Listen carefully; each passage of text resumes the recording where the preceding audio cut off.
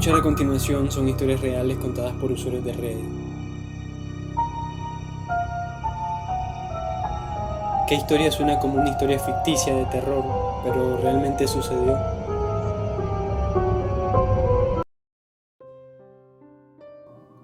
El humanoide del campo. Cuando tenía alrededor de 7 u 8 años, me encantaba jugar a cazar fantasmas. Para ponerlo en perspectiva, medía alrededor de 1,73 y pesaba alrededor de 200 libras, y solía frecuentar un arroyo cercano donde algunas personas habían muerto. Me encantaba vagar por la naturaleza. Me habían prohibido salir de noche, pero en una ocasión logré escabullirme sin que nadie se diera cuenta. Mi mamá solía insistir en que nunca fuera al campo solo, pero mi deseo de aventura superaba cualquier vestigio de sensatez en mí, así que entré al campo donde estaba el arroyo. Recuerdo que la brisa de la noche era muy fría y estaba lo suficientemente oscuro como para necesitar usar la luz de mi celular. Caminaba fascinado por cómo se veía todo de noche, hasta que escuché un ruido. Sonaba como algo masticando, pero también había sonidos de crujidos, así que apunté mi luz hacia el sonido, solo para toparme con lo que voy a describir a continuación. Era una persona flaca y calva que estaba comiendo lo que parecía ser una especie de perro o gato. Estaba en cuclillas y mientras que con una mano hurgaba en el abdomen del animal, con la otra se llevaba a la boca lo que parecía ser parte de un intestino grueso. No recuerdo haber visto ropa sobre su cuerpo, quizás fuera que no llevaba camisa o quizás estaba desnudo por completo, no lo recuerdo bien. Por alguna razón toda mi atención se centró en lo que estaba masticando. Aunque les parezca ridículo, en aquel momento no sentí ni miedo ni asombro ni la más mínima preocupación. Mi mente solo podía pensar en dos cosas. La primera era el limpio y curioso color azul de las vísceras fuera del cuerpo, y la segunda era la sorprendente elasticidad de esta, pues, por lo que vi, a esa cosa le costaba mucho trabajo arrancar un pedazo con sus dientes. En cuanto salí de mi letargo comencé a sentir de golpe todas las emociones propias de la situación en la que me encontraba, las cuales me hicieron correr a casa como alma que lleva el diablo. En cuanto entré cerré todas las puertas y me acosté. Mi mente de niño no me permitió advertirles a mis padres sobre el peligro que había allá afuera. De hecho, aún no le cuento a mi familia sobre esto. Pero incluso hoy en día, por las noches, mientras duermo, hay ocasiones en las que esos sonidos de dientes triturando huesos vienen a mi mente, como un recordatorio del por qué los humanos tememos a la oscuridad.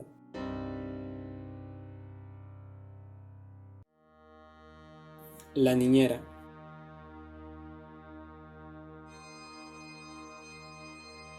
Cuando yo tenía 6 años, mi niñera fue secuestrada en el parque local que estaba justo enfrente de una fábrica abandonada. Fue agredida sexualmente durante varios días antes de ser asesinada y desmembrada. Arrojaron la mitad de su cuerpo en un lago cercano y la otra mitad en bolsas de basura que luego fueron llevadas al basurero, donde se descubrió que había un cadáver, porque aparecieron varias aves rapaces que comenzaron a alimentarse de este. Las otras piezas de su cuerpo finalmente llegaron a la costa. Este acontecimiento estremeció mi comunidad durante mucho tiempo. La gente todavía está muy atenta cuando lleva a sus hijos a ese parque, y eso que ha pasado más de una década. La cinta con mi nombre. Hace unos años alquilé una vieja casa de terraza victoriana por un par de meses. Sin embargo, una serie de sucesos me obligaron a largarme del lugar. No entraré en muchos detalles, solo diré que las cosas cambiaban de lugar constantemente, se escuchaban ruidos y no podía quitarme la sensación de estar compartiendo la casa con algo más. Básicamente, eran todos los indicios de un poltergeist. Sin embargo, yo no creo en lo sobrenatural, así que al principio intenté calmarme y racionalizar todo, pero esa estrategia de alguna manera empeoró las cosas. La gota que derramó el vaso y lo que me hizo tomar inmediatamente la decisión de irme fue que cuando estaba sacando todos los cajones de la cocina para limpiarlos a fondo, encontré un DVD que tenía mi nombre escrito, con bolígrafo negro. No lo vi y no creo que nadie más lo hubiera hecho al enfrentarse a la realidad de la situación. No puedo pensar en ninguna otra explicación que no sea que alguien más haya tenido acceso a la casa. El acosador del celular. Solo voy a contar una parte de esta historia, ya que tomaría mucho tiempo escribir los detalles de la pesadilla de un año que pasamos tanto Lori, mi mejor amiga, como yo. Esto sucedió cuando Lori y yo estábamos en los primeros años de la escuela secundaria, hace unos 15 años. Ambas estábamos siendo acosadas. En ese momento no había iPhones, así que Lori y yo teníamos teléfonos plegables. El teléfono de Lori fue hackeado. El hackeo y el acoso cibernético no eran temas de los que se hablara públicamente, así que imagina tener 12 años, no saber realmente lo que está pasando y pensar que estás loco. El teléfono de Lori tenía fotos guardadas que nunca tomó y recibía mensajes de texto sin información de contacto del remitente. Las aplicaciones se abrían y se cerraban cuando nadie estaba tocando el teléfono y, después de apagar el teléfono, se volvía a encender. Luego de meses de pasar por esta espeluznante pesadilla, Lori llegó al punto en que sacó la batería de la parte posterior de su teléfono y solo la usaba cuando necesitaba comunicarse con alguien. Cabe aclarar que Lori y yo teníamos una vida hogareña complicada. Lori vivía con un padre soltero y 2 hermanos, por lo que su familia apenas era financieramente estable, y por esa razón no podía permitirse un teléfono nuevo. Voy a explicar una de las situaciones que enfrentamos durante el año de calvario que vivimos. Estábamos caminando una tarde desde la casa de Lori hasta mi casa, que estaba a unas 3 cuadras de distancia. El sol se estaba poniendo y cuando llegamos a la primera cuadra notamos una camioneta blanca que nos seguía lentamente por detrás. Aproximadamente a la mitad de la segunda cuadra, la camioneta todavía nos seguía. Estábamos empezando a ponernos nerviosa, cuando de la nada el teléfono de Lori sonó indicando un mensaje de texto entrante. Lori, que olvidó quitar la batería de su teléfono, lo levantó lentamente y abrió el mensaje, y después de unos segundos sus ojos se abrieron y giró el teléfono hacia mí.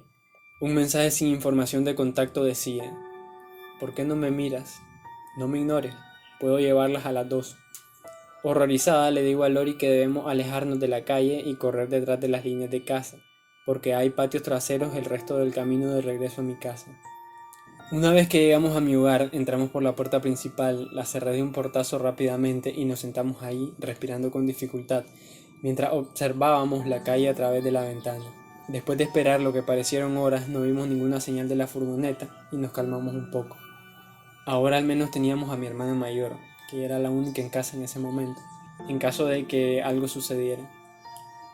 Fuimos a mi sótano y comenzamos a hablar sobre el texto del mensaje y lo que deberíamos hacer. Miré las 2 ventanas que tenían las persianas cerradas y mostraban la luz que se filtraba hacia el entorno, ahora completamente oscuro. Recuerdo que me sentí incómoda y paranoica diciéndole a Lori que iba a cerrar todas las persianas, pero mientras cerraba las últimas el teléfono de Lori volvió a sonar. Nos quedamos allí en silencio hasta que Lori, vacilante al principio, abrió lentamente su teléfono y, después de un par de segundos, pude ver que Lori comenzaba a temblar con los ojos muy abiertos. Ella me miró con horror y sin decir una palabra de nuevo giró su teléfono hacia mí. El mensaje decía: ¿por qué cerraste las persianas? Horrorizada, llamé a mi hermana. Ella bajó y tratamos de explicarle lo que estaba pasando, pero ella nos llamó dramáticas y no nos creyó. Estábamos aterrorizadas, realmente creíamos que alguien estaba parado afuera escuchándonos y estábamos convencidas de que iba a seguir hostigando a Lori, así que agarré los cuchillos más grandes y afilados de la cocina y me quedé despierta toda la noche, asustada, creyendo que cada pequeño sonido que escuchábamos era hecho por este tipo tratando de entrar. Afortunadamente no pasó nada más esa noche, pero esa fue sin duda la noche más larga y horrible de mi vida. El robo del feto. En 2009 una mujer fue encontrada muerta por pérdida de sangre y la escena fue brutal. La policía notó que el estómago de la mujer estaba cortado. Rápidamente se preguntaron sobre cuál era el motivo. La mujer estaba embarazada, por cierto. Los policías sabían que el padre del entonces recién nacido no cometió el crimen porque no estaba en casa en ese momento. Lo comprobó la policía, que fue la que le dio la noticia al tipo. Afortunadamente alguien informó a la policía sobre un extraño que rondaba la casa de la ahora difunta un par de días antes. Después de un tiempo detuvieron a una pareja en New Hampshire, la cual terminó siendo arrestada y enviada de regreso a Massachusetts. Dado que Massachusetts no tiene la pena de muerte, los jueces tienen que ordenar un examen psicológico porque prácticamente nadie se molesta con la declaración de locura. Al final determinaron que la pareja estaba cuerda y sabía lo que hacía al cometer el crimen, por lo que fueron condenados. El padre terminó recuperando a su hija, pero tuvo que criarla como padre soltero. Ese día cambiaron las vidas de 3 mujeres, una muerta, una nacida y una en la cárcel. El incidente fue noticia a nivel nacional. El pueblo fantasma. Era Halloween de 2013. Estaba pidiendo dulces con mi hermanito y mi primo en el vecindario de mi abuela. Ella vive en una zona boscosa y montañosa. Al final de la calle donde está su casa hay una T.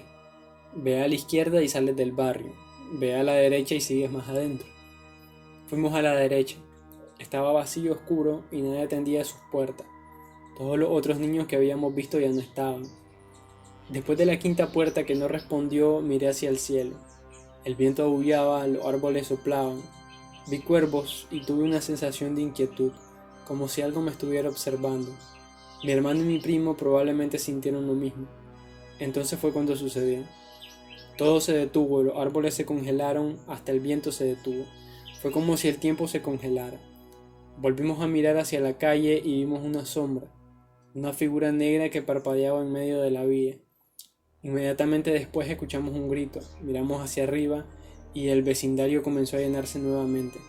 Comenzamos a ver a otros niños de nuevo y todo parecía normal. Todo sucedió muy rápido, diría que me lo imaginé, pero mi hermano pequeño estaba llorando a mares y mi primo estaba tan helado como yo.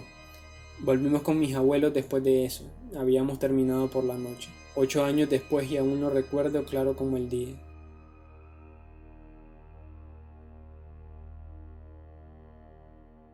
Si tienes alguna historia que quieras contarnos, no dudes en enviárnosla al correo que aparecerá en pantalla y en la descripción.